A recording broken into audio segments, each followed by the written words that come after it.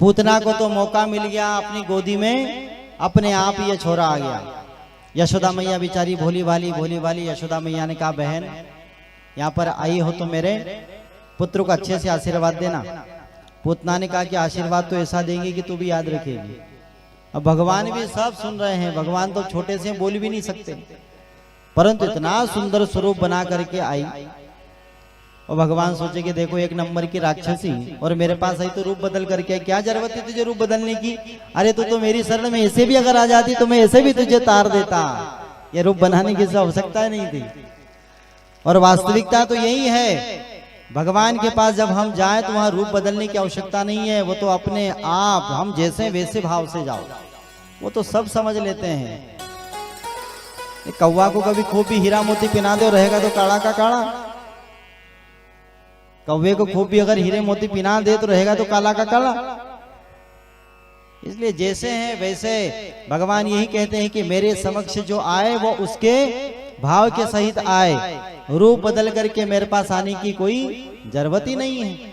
मैं तो सब जानता हूं, भगवान सब जानते हैं। परमेश्वर क्या नहीं जानता, उसकी हजार दृष्टि है, हजार दृष्टियों से सबको देखते रहता है।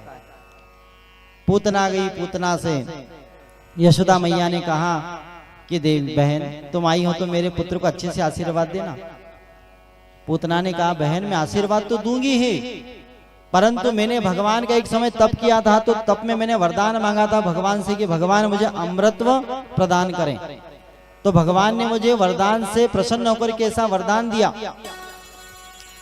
तपस्या से प्रसन्न होकर, कि तेरे दुग्ध में अमृत होगा, तू जिसे अपना दुग्ध पिला देगी वहां बच्चा अमर हो जाएगा। बोले मेरे पास ये भी एक वरदान है, अगर तू कहे तो तेरे बेटे को मैं अपना दूध पिला दूं, अमर हो जाएगा।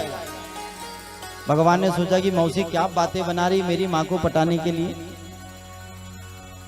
ए मौसी तो जहर लेकर के आई है मुझे मारने के लिए, और माँ को कह रही है कि अमृत लगा है, मैं अमृत पिलाऊंगी।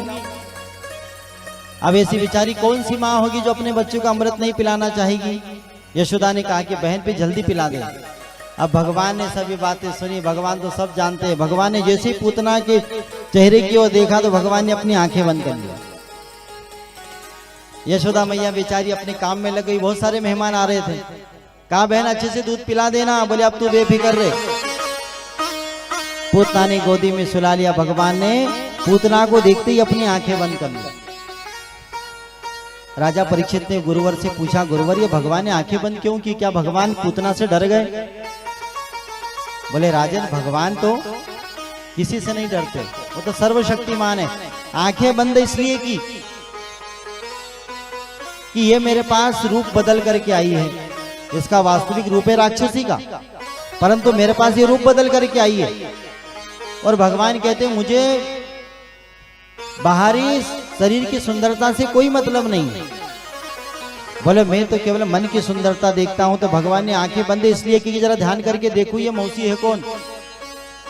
तो भगवान ने इसलिए आंखें बंद की कि ध्यान किया कि अरे भैया मौसी तो पूतना है, वो तो राक्षसी है, मेरे पास रूप बदल करके आई है, इसलिए भगवान ने आंखें बंद की। अथवा भगवान ने आंखें बंद इसलिए की कि मैं हूं मायापति, मैं हूं मायापति और ये मेरे पास में रूप बदल करके आई है। अगर मैंने अपनी आंखें खुले रखी तो इसका जो रूप है ना मेरे सामने टिकने वाला नहीं है। और अगर इसने यहाँ पर रूप त्याग दिया, इसका सुंदर रूप यहाँ से चला गया, राक्षसी अगर बन गई, तो आप मेरे घर में जो माहौल यहाँ पर बना है उत्सव का सारा माहौल खराब हो जाएगा। इसलिए भगवान ने आंखें बंद की। अथवा कारण यह था कि भगवान ने आंखें बंद इसलिए की कि भाई मैं तो गोकुल नगरी में माखन खाने के लिए आया हूं और ये पूतना मौसी मुझे पहले दिन विष पिलाने के लिए आ गई, मैं तो माखन खाने के लिए आया हूं। भगवान ने इसलिए आंखें बंद की कि आंखें बंद करके अपने भोलेनाथ का ध्यान किया और भोलेनाथ से कहा प्रभु यह विष पीने का डिपार्टमेंट आपका है, या आप इसको ग्रहण कर लेना, बाकी पूतना मौसी से हम अच्छी तरह निपट लेंगे।